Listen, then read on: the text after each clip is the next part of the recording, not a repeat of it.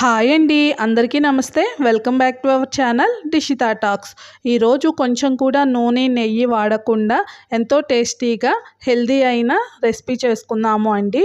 పాతకాలంలో ఇన్ని కూరగాయలు ఉండే కాదు, పెరట్లో దొరికే అతి తక్కువ కూరగాయలతో ఎంతో హెల్తీగా ఇలా వంటలైతే చేసుకునేవాళ్ళు. ఈరోజు మనం కూడాను అలానే చేద్దాము. నేనైతే ఇక్కడ గోంగూర, అలానే పచ్చిమిర్చి, ఉల్లిపాయ తీసుకున్నాను.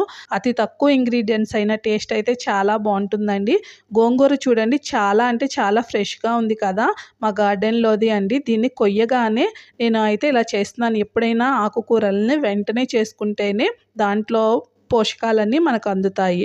ఇప్పుడు గోంగూర పులుపు ఎక్కువగా ఉంటుంది కాబట్టి దానికి కాస్త కారం ఎక్కువగానే కావాలి. పచ్చిమిర్చి ఒక 15 వరకు తీసుకున్నాను. అలానే ఉప్పు కూడా ఎక్కువగానే పడుతుంది. ఇప్పుడు గోంగూరని వాటర్లో నీట్గా క్లీన్ చేసేసుకొని ఒక జల్లెల్లో పెట్టేసుకున్నాను, వాటర్ మొత్తం పోయేంత వరకు. ఇప్పుడు ఒక ప్యాన్ తీసేసుకొని దాంట్లో కడిగిన ఈ గోంగూర మొత్తాన్ని వేసేసి పచ్చిమిర్చి కూడాను ఇలా పైన పెట్టేసుకుంటున్నాను. దీంట్లో ఒక చిన్ని గ్లాసు వాటర్ వేసేసుకొని ఒక స్పూన్ వరకు జీలకర్ర, హాఫ్ స్పూన్ వరకు మెంతులు వేసేసుకొని దీన్ని మెల్లిగా సిమ్లో పెట్టేసుకొని ఇలా కదుపుతూ ఉందాము అండి. ఇలా కదుపుతూ ఉన్నప్పుడే గోంగూర చక్కగా ఈ వాటర్కి మగ్గిపోతుంది. పెద్దవాళ్ళు చెప్తూ ఉంటారు అండి, గోంగూరనైతే వర్షం పడక ముందుకు వస్తే పులుపు కాస్త ఎక్కువగా ఉంటుంది, వర్షం పడిన తర్వాత పులుపు జారిపోతుంది అంటారు. అలానే త్వరగా ఉడకదు కూడా అని అంటారు. మీకు ఇలాంటిది ఏమైనా తెలుసా? లేదో నాతో కామెంట్ చేయండి.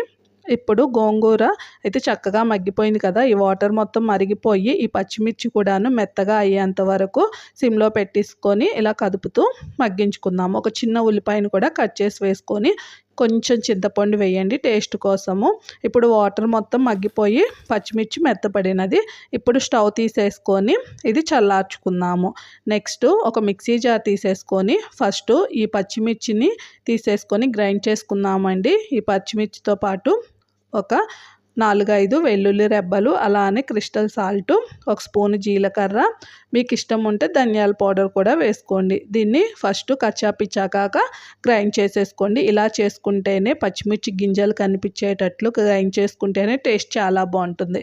ఇప్పుడు గోంగూరను కూడాను వేసి జస్ట్ మిక్సీని పల్స్ ఒక్కసారి ఇచ్చేసేసి వదిలేసేయండి. లేదా మీ దగ్గర రోలు ఉంటే ఒకసారి రుబ్బేసుకోండి.